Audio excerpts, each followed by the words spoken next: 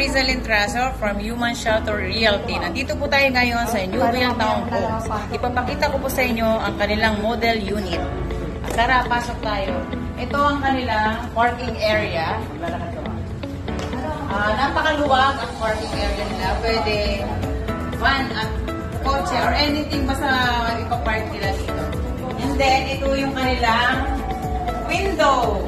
Ang window nila is may grills na. And then, pasok tayo sa loob. Ito ang kanilang living area.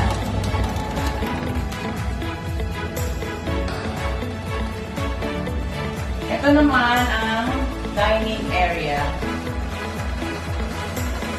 And then, ito ang kitchen.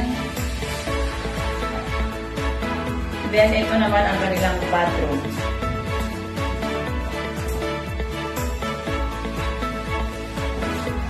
Ito ang bed.